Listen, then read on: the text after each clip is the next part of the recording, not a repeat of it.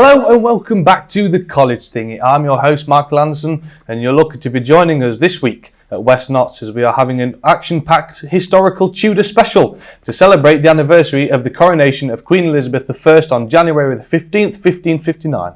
Joining us today as our special guest, Queen Elizabeth I. But before we go into some more specific segments on interesting Elizabethan culture, we are best to begin with a little historical recap to make sure you're all keeping up with the Tudors. During Queen Elizabeth I's reign as Queen of England between 1558 and 1603, many events of importance occurred and many discoveries were made, such as the invention of the first flushing toilet, created by Elizabeth's godson John Harrington in 1596. However, during this period there was a rise of more interesting things other than toilets, such as the rising popularity of the theatre, much to the help of world-renowned playwright William Shakespeare. In the Tudor period, we begin to see what people in English history look like. Images of kings and saints fill medieval churches, but these show ideal monarchs or holy men. Well, the religious changes begun by Henry VIII. He banned holy pictures in churches. The artists who painted them had to look elsewhere for work, and the age of the portrait began. It is likely painters were encouraged to make the royals look inauthentic to give them the better features that maybe were not true and what they were. 15 years after the defeat of the Spanish Armada, Elizabeth I died aged 69. She was still known as the Virgin Queen as she was unmarried and childless until her death. The morning after her death was unprecedented and many ordinary Londoners took to the streets to watch Elizabeth's final journey to her final resting place at Westminster Abbey. Oh, what a bloopers! Created by Elizabeth, I can't say it. Created by Well, a lovely little recap there. Your Majesty, can you remember those information back in the day? Absolutely, if it was my family. You don't need them. There was a family, but they're dead and they're not here anymore. Oh. But it is tradition, Your Majesty, for a cup of tea on this show, so may I interest you in a little brew? Oh, absolutely. Good. And also may I bring attention to the fact that my courtiers have created some delicious biscuits for me. Some biscuits. Oh, some of these special ones. Look at those, ladies and gentlemen. Can we get a close-up on that? Look at those. Are we there? Are we good? There we go. There we are, ladies and gentlemen. I'll tell you what. I'll save those for after the show. I'll take them home with me and I'll look after them, no bother. So I'd like to raise a toast. So here's to the Tudors, Your Majesty. Don't forget the little finger as well. Cheers. Wait a second. What is this? It's a cup. Disgusting. How dare thee? Well, my tea was very tasty. And on the topic of tasty, let's have a look at this segment, teaching us about Tudor cooking.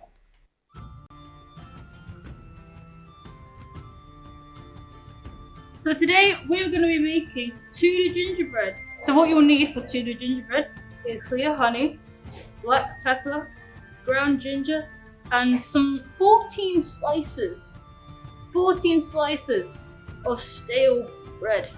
And then you make it into crumbs. So to make your bread into little crumbs, what you'll have to do is you cut off all the different slices. Every single slice of the crust to the bread. This will be cut. And then, once you've got all the crusts off, you tear pieces off, and you just start doing this. It's very boring, but hopefully the product will be very nice. So traditionally, this probably would have been more likely to have been made in a poorer person's kitchen. They used stale bread in order to reuse it instead of wasting food. So before we can make the honey mixture that you put over the top of these breadcrumbs, we have to crush the black pepper, because it specifically says do not ground it. It has to be crushed. So we're going to crush a little bit of pepper. So now that you've got all of your crushed pepper, you're just going to put it into this little bowl. And so then now we can go over to the hops. Now it's on the hob, you need to have 300 grams of clear honey, which is basically this whole entire pot, 1/4 teaspoon of crushed pepper, and then you need a 1/2 teaspoon of ground ginger, Now that it's like this, we can take it off the heat like I've done, and we can now transfer it back over to our station. Okay, so now that you've got this off of the hob, you need to pour in half of your bread into a big bowl and make a little well. And then with this, be careful, it may be hot, and you just pour it in. So now you just kind of mix it in. So once it's to this consistency, you just grab another handful and put it in until it basically just can't absorb any more mixture, really. So now you've got it to this type of consistency. What you need is you need one of these type of cake pans, but not this specific one, because they wouldn't have had this obviously, but this was just what I had at home. I just need to like smush it in there, and then it needs to rest for 24 hours. But because we are doing this on a time limit, I've already pre-made one. What you do is you just put this into slices to serve to all your guests, whether that be the Queen of England, which I doubt she would have ever came to a poor person's house to eat this. She would have service to make this if she did want this, but I doubt she would. Bon appetit, people.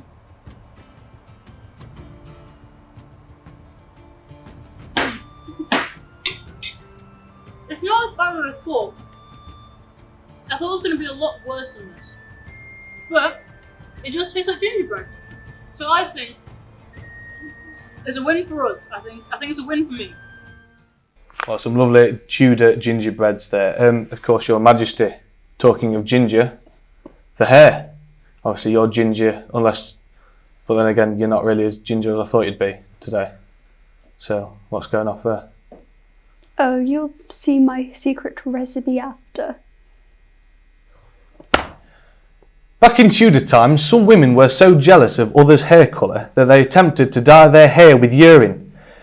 So that's something you can tell your crush. Oh, by the way, it was feces. A new recipe I designed myself. Do you know where the lavatories are down there? Rude.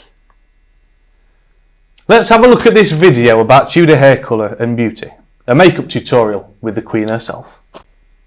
464 years ago today, Queen Elizabeth I was crowned Queen of England. In celebration of this event, we decided to recreate her iconic makeup look using one of our classmates. Back in the Elizabethan era, it was common to use lead-based cosmetics, belladonna, and dyes made up of animal or plants. Elizabeth used multiple layers of lead and vinegar to get a heavy pale look on her face and neck. These methods were very deadly and often made people ill. Luckily, we've got other products to substitute these. This is the look we were trying to recreate, and this is how it turned out. To substitute the lead and vinegar mixture, we used makeup white powder.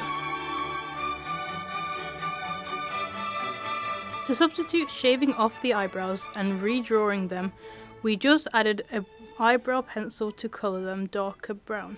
This was very important because to the Tudors, it was seen as very attractive to have a large forehead and pale skin. To substitute using raw plant dye, we used a modern cosmetic red lipstick. To make her cheeks look redder, we put the same lipstick and blended it on.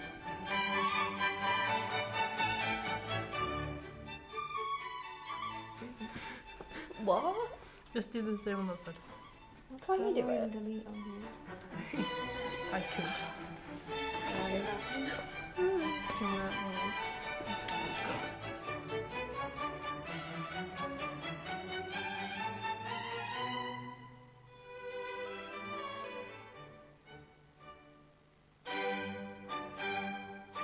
Elizabeth used ordinary sticks to roll her hair into curls.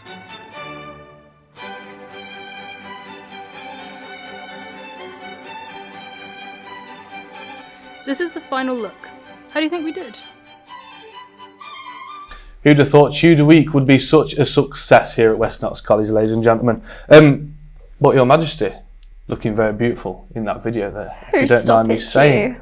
I even took down a few notes for myself so that I can big myself up a bit, you know, make myself feel a bit beautiful. Not as beautiful as you. Stop it. My lady. No. Continue. But seeing as this is Tudor special, is it? And it's all about you. Could you tell us a fact about yourself that the viewers at home may not already know?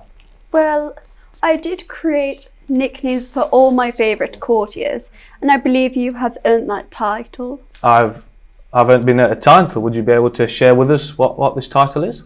Well, along with the nickname, I dubbed thee Lord Pigbrain.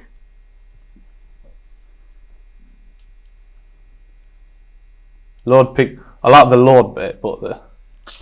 How dare thee? Pigbrain suits you quite well. Well. Aside from that, quite insulting comment. You are a picture of beauty. It does have to be said.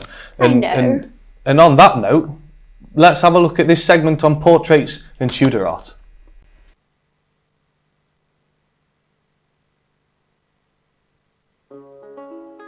Tudor art was recognisable by decorative motifs, extravagant iconographies in portraiture, secular themes and lavish embellishments in architecture. Tudor art originated during the period of Tudor dynasty's rule in England. Tudor art dates from 1485 to 1603, during which England was ruled by Tudor monarchs, who were King Henry VII and VIII, and his 3 children. One of the most memorable pieces of art would be the Rainbow Portrait, which goes back to 1600 and depicts Queen Elizabeth. Elizabeth chose to use portraits to show herself to her people. It was therefore essential that the portrait showed an image of Elizabeth that would impress her subjects. The government issued portraits of Elizabeth that were to be copied and distributed throughout the land. In most paintings, Queen Elizabeth wore pearls to show her virginity. This was too important to show because as the first Queen of England, she had to show she was devoted to her country, as we see when she once said, "I'm married to England." Another important part of Tudor art was the portrait of Jane Seymour. Jane Seymour was the maid of honour for Henry VIII's first 2 wives, Catherine of Aragon and Anne Boleyn, before marrying the king herself. She was the only successful queen to give King Henry VIII a son. Speaking of high quality art, why not follow West Notts College's Instagram for behind the scenes, weekly updates and extra content by searching at the College Thingy Live? Well, Your Majesty, this was put up just for you. Your humble abode, your house, there it is. I can see there ain't any doors, there's some holes there, so I imagine it gets quite drafty of an evening when you're tucked up in bed. But I've got my courtiers to keep me warm. Well, we don't want to know about that, but it's changed How off. rude. May I ask you, who was... What sorcery? Sorcery, I don't know, that's behind the camera. Shakespeare? William? I don't know what to say anymore. You've startled me. Your beauty. Who was your father's favourite wife? Who did you prefer? Well, I preferred none of them. You preferred none of them? Absolutely. That isn't very nice at all. Well, there was just my stepmothers. Who did you dislike the most then, would you say? Neither. Well, I had no opinions of them. Would you have liked to kill any of them? I would, but I'd rather keep that a secret. A secret? Well, it's a secret, ladies and gentlemen. That's all we've got. Well, that's all we've got time for this week, guys. I'm sure you'll all walk away from this feeling nothing but satisfaction and fulfilment like I do. So it's goodbye from Queen Elizabeth. Toodles.